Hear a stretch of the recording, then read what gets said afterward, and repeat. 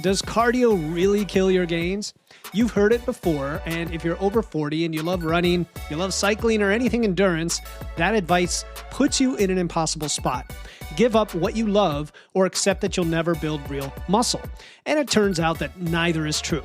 The latest research on over 1,000 athletes shows that the interference effect, the idea that endurance training blocks muscle growth, is close to zero when you set up your training correctly. So today you're going to learn the one scheduling rule that eliminates most of the interference, why running and cycling affect your strength differently, and how much protein concurrent trainees actually need. Spoiler, it is more than you think.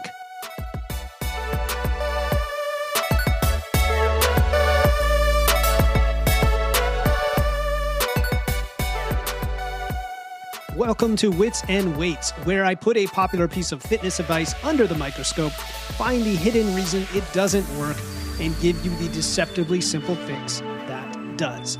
I'm your host, Philip Pape, and this episode exists because of two listeners who asked me the same question within days of each other. And the first one is Richard G. He's over 60. He's a lifetime athlete. He's a Physique University member. And he wrote to me and he said, quote, "My main question is how I can optimally combine the endurance sports I'm passionate about with the weight training and nutrition optimization to get the optimal results for the years to come." And then we have Gerwin, who is 56, and asked almost the exact same thing, quote, "How to balance cardio, running, and cycling endurance activities with strength training." And if you want to submit your question for the show, just go to witsandweights.com/question, and I'll give you a shout out just like I did today. Two people, the similar demographic, same question, same frustration. So Richard Gerwin, this one is for you. Shout out to you. And if you're in a similar spot, if you're training for endurance and lifting together, and you're wondering if one is maybe canceling out the other, or you can't do both, you're going to want to hear this. By the way, the last solo episode I did was about handling conflicting goals. So there's some similarities here, but we're really getting into endurance specifically and how to do that with your lifting. If you stick around to the end, I'm going to share a 10-second recovery check that can tell you whether your body can handle tomorrow's hard session, or if you need to back up, it just takes 10 seconds. All right, here's what we're covering today. First, why the cardio kills gains narrative is pretty outdated at this point, and what the actual interference data looks like as of the last few years. Second, the practical programming rules that let you train both without compromising. And third, the nutrition and recovery factors that most concurrent trainees are still getting wrong, especially after 40, and we're going to fix that today. Okay, let's start with what you've probably been told, that if you want to build muscle, if you want to minimize, or if you want to build muscle, you have to minimize cardio, or do just walking, don't do too much other types of cardio, keep it short, do it on separate days if you have to do it. Whatever you do, don't run. Okay, and it might sound like some advice I've given to some extent, but again, context is everything.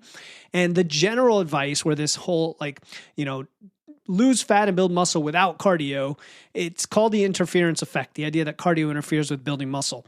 And it was first described back in 1980 by Robert Hickson.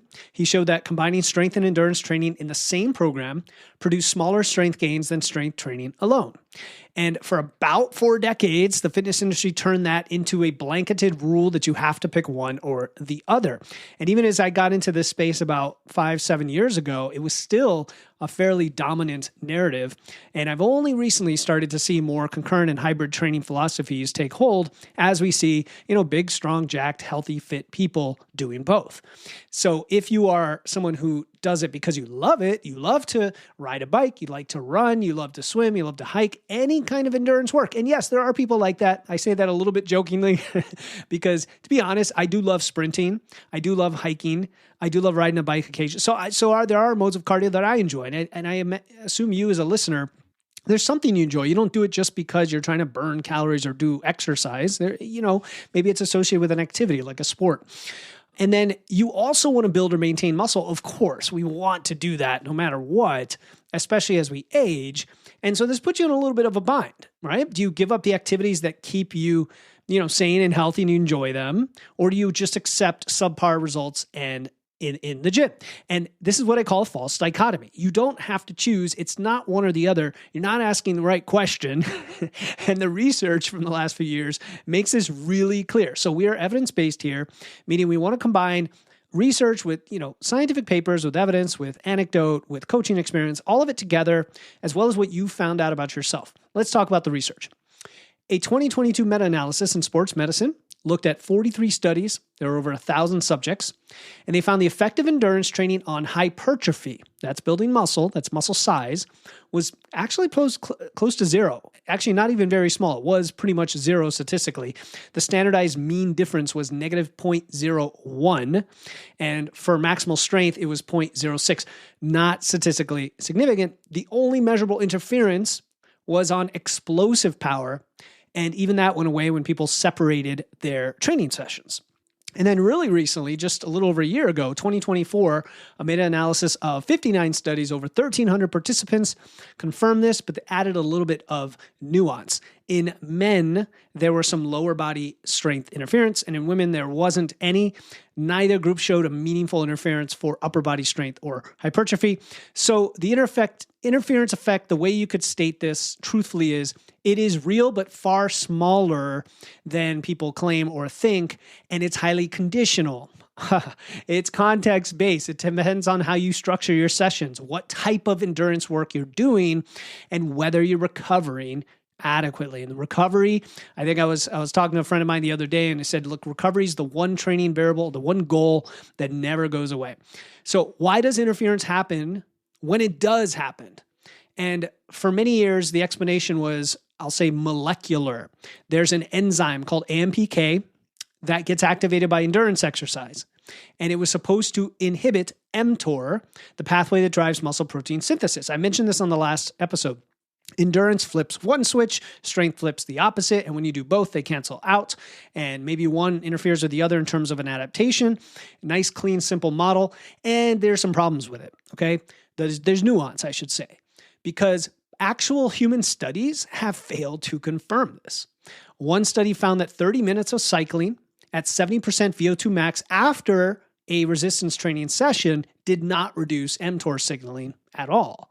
Another showed that HIIT combined with training elevated mTOR above resistance training alone. So this, what they call antagonism, the opposite effect, the AMPK and the mTOR antagonism that we see in like a cell culture or in, let's say, rat studies, doesn't necessarily translate cleanly to humans who are doing real world training. And this is just a thing that we see a lot in the research. People make inferences or extrapolations based on rodent models or based on what they see in a petri dish, and it doesn't always apply at the systematic human level.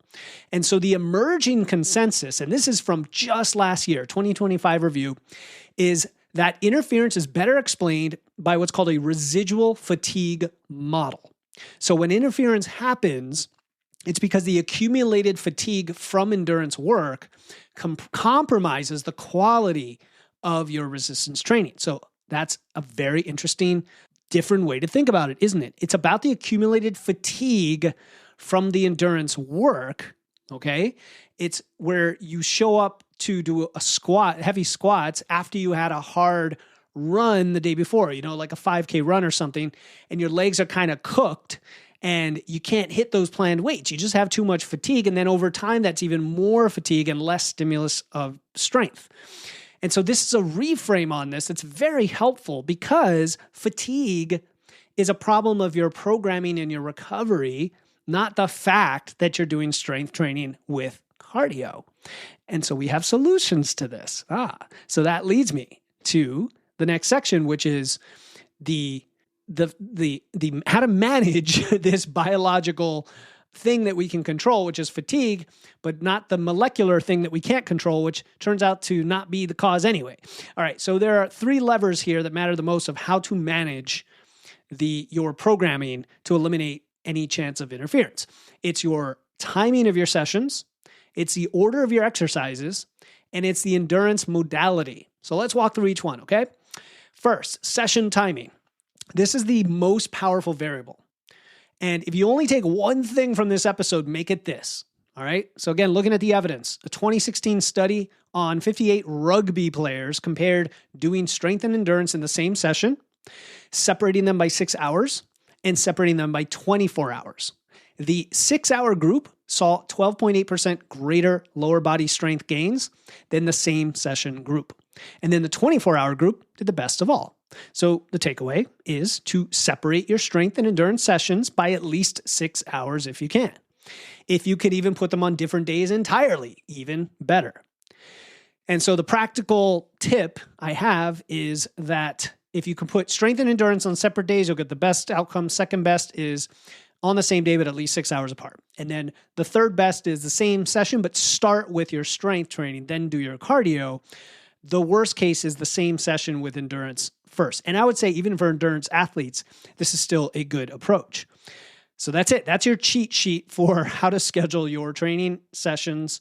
And by the way, we're putting together a hybrid training program in Physique University that has the middle ground. It actually has small, manageable resistance or cardio work prescribed right after certain training sessions, but we only do that to make it a prescribed thing. You could always put them on your rest days. It's a 5-day program, so you could always put them on the other days. But sometimes for practicality, it makes more sense to put them together. So that's the timing. Now, second is exercise order. When you do have to train both in the same session, so that was a good segue after I just said that, you're going to lift first. There have been studies that show that you have greater lower body strength gains when you start with lower body and then do cardio. And oftentimes I tell people to put the cardio on upper body days, but we don't see as big effects on hypertrophy. So strength and hypertrophy, two different things. The strength is what often gets hit. And that it's not like a be all end all. It depends on what your goal is. If you're somebody who's trying to do both lifting and and cardio, you may not be going after absolute total strength gains. But even if you are, again, it depends on the order and the timing. So it doesn't really have an effect on hypertrophy or static strength, what they call, or VO2 max or body composition. And if I think the study showed that the strength first advantage was most pronounced at a twice per week frequency. So if you're only hitting the gym twice a week and adding cardio after, make sure the barbell comes first and then the cardio afterward. Now, so that's exercise order. I hope I was clear on that. Just basically lift first. Okay. Now, the endurance mode or modality, and this is interesting because I think it's counterintuitive. So take running and cycling. They affect your strength differently. And I picked those two specifically because they use the legs and they're different than walking. Like we all know that almost intuitively walking is a pretty relaxing, low interference type thing. But of course, if you start hiking or adding a rucksack or something, then it approaches something closer to running a little bit. But let's just take running and cycling. So what is running? Well, running involves repetitive eccentric loading. Every foot strike requires your muscles to absorb force, and that creates more muscle damage, which means more inflammation, which means longer time to recover. Whereas cycling is predominantly concentric. You're pushing against the pedal, against the resistance, right? Whether it's just a free bike or it's an assault bike or a spin bike or whatever, and you don't have the impact-driven damage that you have from running. So you'd expect cycling to cause less interference, correct? Okay, this is a trick question. At moderate intensities, that is what the data shows. Running produces a lot more what they call decrements, right? Reduction in hypertrophy and strength, and cycling doesn't. So at moderate intensities, running is not as great. But at high intensities, it actually flips around. High intensity cycling creates significant local fatigue in your quads. And those happen to be the muscles that you test when you do legs, squats and leg presses, like in these lower body studies. So the interference becomes muscle group specific. So if it's muscle group specific, what is the takeaway here? Well, the takeaway is if you can keep most of your endurance work at low intensity, you're going to avoid this. And that's, if you like zones, that's like zone 2, conversational pace, or less, obviously. And it's Andy Galpin. He's actually the guy behind Vitality Blueprint, where we've partnered with our blood work analysis. The way he put it is zone 2 has almost no ability to block hypertrophy when you're working at a conversational pace. So it becomes just as recoverable and zero impact as walking. All right. So a long, easy ride, even a slow run might be perfectly fine is what I'm getting at. What creates the problems is accumulating too much time in that moderate to hard middle zone, like zone 3 and 4 work. That generates significant fatigue and doesn't produce the unique adaptations either. So about 80% easy and 20% hard for your cardio, it lines up really well with concurrent training. 80% easy cardio and 20% hard cardio. However you want to define that. It's kind of in the context of zones, the way I just put it. But a lot of that's going to be very individualistic based on your biofeedback. And when you do this split, the 80-20, you get the cardiovascular benefits from the easy work, right? Because you get cardiovascular benefits even from walking and from lifting, as we've talked about recently. You also get the performance stimulus from the hard sessions. So if you're trying to improve your endurance performance, the specificity, right? Or power or some speed or something like that. And then you're not accumulating what you might call junk fatigue in the middle. All right. So that kind of clarifies the big takeaways on what to do about it. Remember, stick around to the end because I have a 10-second recovery check that's going to be super helpful. And if you're thinking, okay, how do I actually structure my week to balance both cardio and strength training? And again, a perfectly smooth segue into talking about my app Fitness Lab, because a lot of you aren't sure what it even does. I actually sent out a question to my list and said, hey, why haven't you checked out Fitness Lab? And a lot of people say, well, I'm not really sure if it's going to help me. Well, here's a cool thing that it does. Very specific. Okay, very specific thing it can do.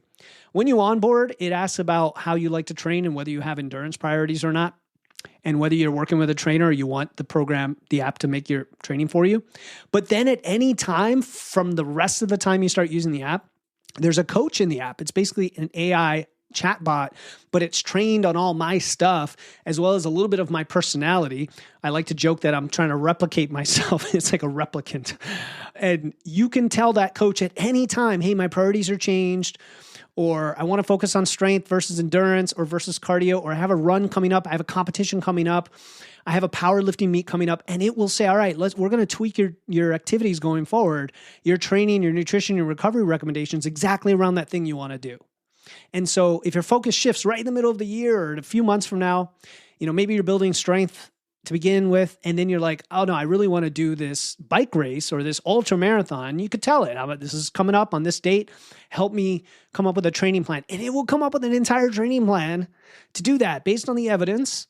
And it's going to map it out and then start giving you those specific training protocols and activities going. Literally, it'll tell you your runs. It'll tell you your lifting sessions. It'll tell you what to do. And the whole thing just recalibrates. Right? That's what's really cool about the app. I really wanted to share that because I'm so passionate about how much it's helping people they don't have to overthink it. They don't need a trainer. They don't need a lot of things that we needed in the past. And now technology allows us to do it. Anyway, check out the show notes for 20% off link that's in there for Fitness Lab. You won't regret it. Try it out and let me know what you think. We're always making improvements. We're always fixing bugs and all that good stuff as well. All right. So we've covered the training mechanics. And now I kind of want to zoom out because this episode is specifically for people in the 40 to 60 plus range, just like our two listeners.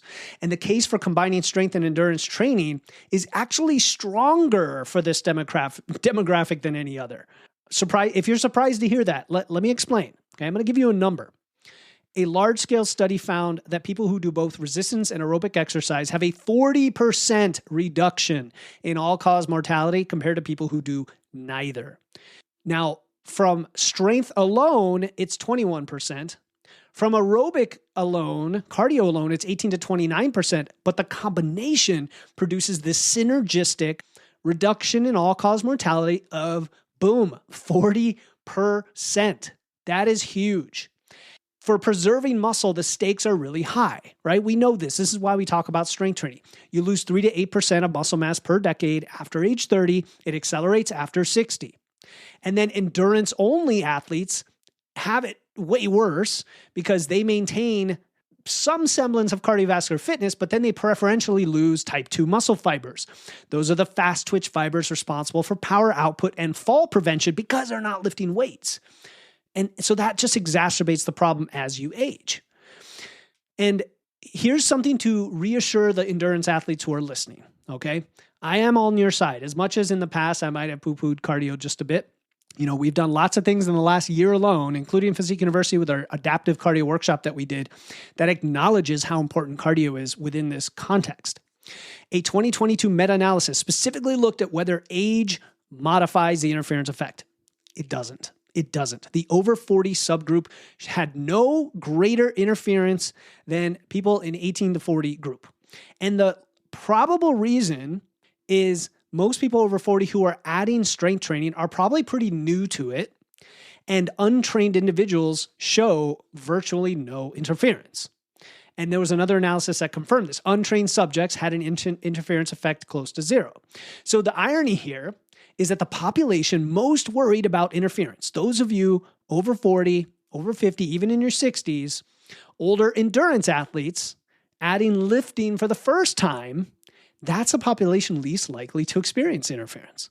All right. So if you're over 40 and you've been doing endurance your whole life and you're now just adding strength training, don't worry about it. Do it. Go do it. The interference effect is basically not a factor for you.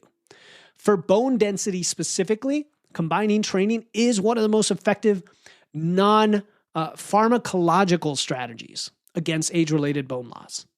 And this is really important for cyclists, for swimmers, because non-weight-bearing sports provide just the bare minimum of bone stimulus on their own. A lot of people think somehow like biking is going to, help maintain your bones. It's not. If cycling is your primary activity and you're not lifting, you are missing a huge piece of your skeletal health. And that's just to maintain your bone density. If you've already experienced bone loss or osteoporosis, really the only way to reverse that is a combination of strength training and some impact work, some kind of jumping and impact work, which beyond the scope of this episode, I just wanted to throw that in there. All right, so that's the training side. Separate your sessions, lift first when you can, keep most endurance, low intensity, and don't panic about this whole interference thing. But none of that is going to work if, guess what, your nutrition and your recovery aren't supporting this dual demand.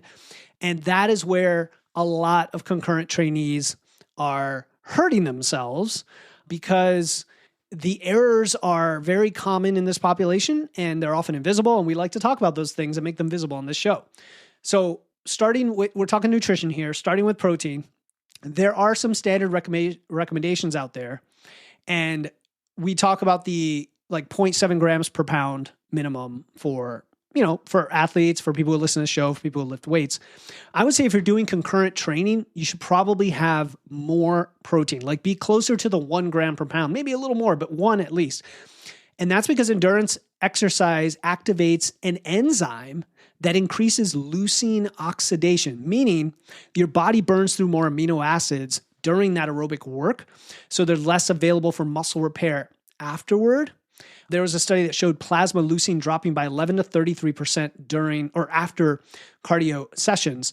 And so it's just a to be safe kind of thing. I would get more protein. You're just doing more overall volume and activity anyway. And then if you're in a fat loss phase, if you're in an energy deficit, I tend to recommend higher fat or higher protein in those phases anyway.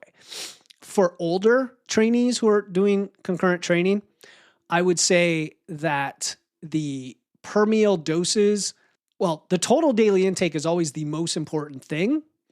But I would also encourage, having protein at every meal anyway, not necessarily for the protein stimulus or the anabolic response, more for practicality to make sure that you get enough protein. That's more of a practical tip. So that's protein. Carbs, this is where so many people are undereating, especially if you're doing cardio.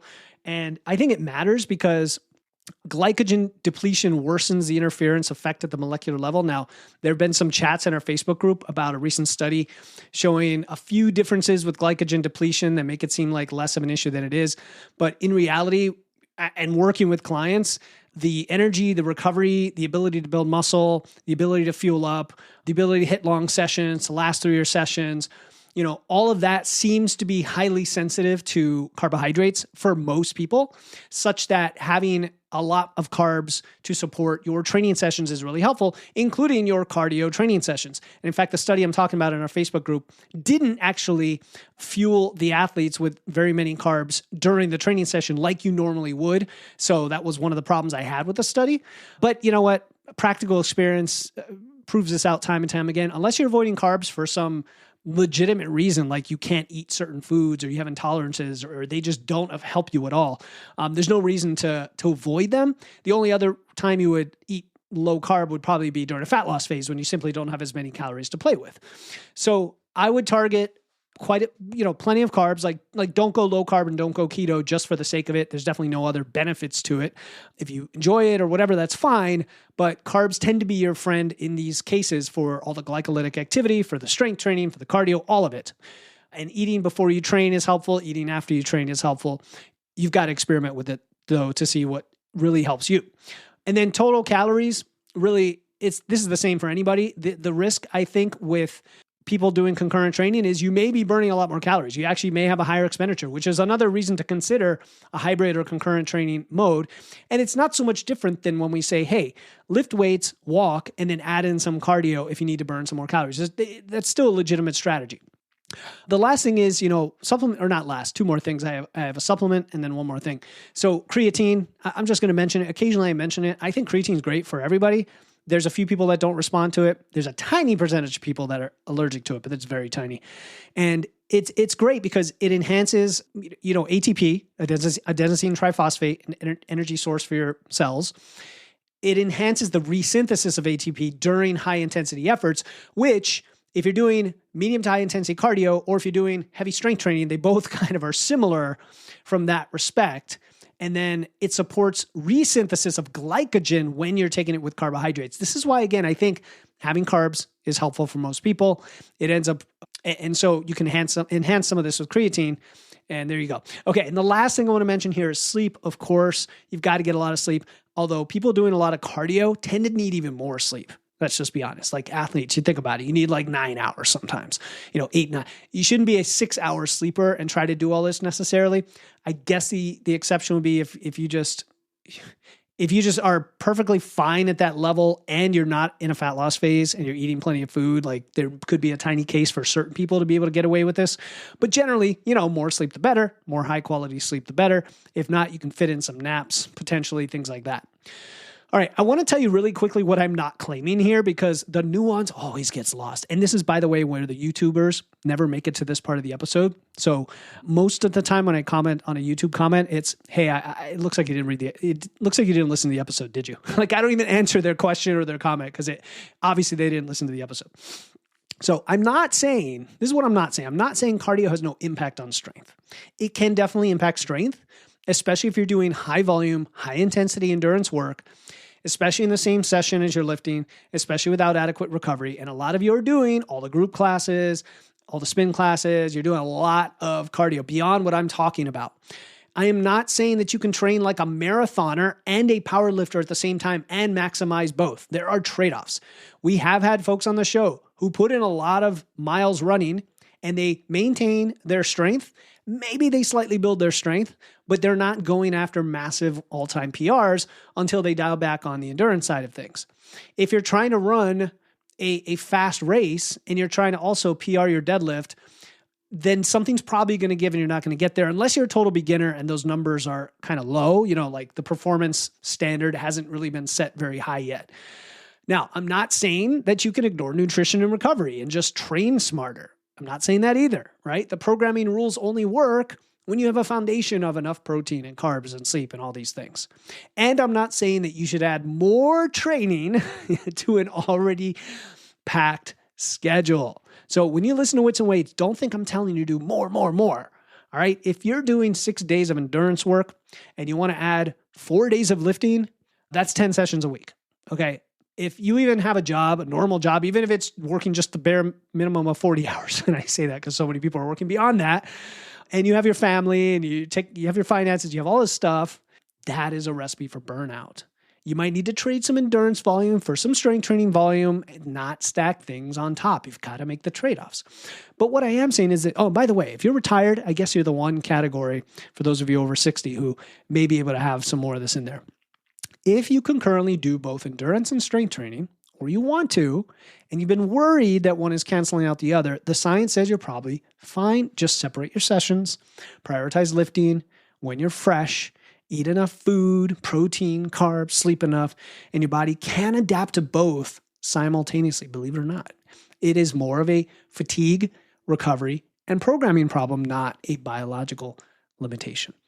Before I let you go, I promised you a 10-second morning recovery check. I'm going to share it in just a second. But this entire episode happened because two listeners, Richard and Gerwin, sent me their questions. If there's something you want me to cover on the show, if you want me to give you a shout out, go to witsandweights.com/question. And there's a very high chance that will become an episode. And there's a 100% chance that I will reply regardless. All right. If you want to know if your body is ready for a hard session, or should you swap in an easy day, here's a check that takes 10 seconds. When you wake up, before you get out of bed, ask yourself 3 questions. 1, did I sleep through the night, or was it a very broken sleep? 2, when I think about today's training, do I feel motivated, or am I dreading it? 3, do I feel physically rested, or does my body feel heavy? If you answer positively on all 3, you're ready to train hard. Don't overthink it. Just go do it. If one of these are off, proceed, but be open to a tiny bit of flexibility. And by that, I mean some auto-regulation in your training. I don't mean skip your training. I don't mean cut out half the exercises. I just mean be ready as you're warming up to be smart about it. If 2 or 3 of these questions are off, then seriously consider what you did the night before. I'm kind of joking. But this is just a recovery check from a biofeedback perspective. It doesn't mean you don't do the hard things. It doesn't mean you don't try to go to the gym and get your training in. It just means you can be aware how that connects to how you might feel in the training, or how you're auto-regulating, or why your legs feel sluggish, or why you're not able to get that last rep. Not meant to be used as an excuse. This is so that you know the link between your intensity and your daily readiness, and don't keep things so rigid that you, for example, hurt yourself, or so rigid that you give up because of this information. All right. And you don't even need a wearable. You just need those 10 seconds and those 3 questions that I just asked. All right. Until next time, keep using your wits, lifting those weights. And remember, strength and endurance are not enemies. They are partners. And the people who figure out how to train both are the ones who stay strong, fit, and healthy for decades. I'm Philip Pape, and I'll talk to you next time here on the Wits and Weights podcast.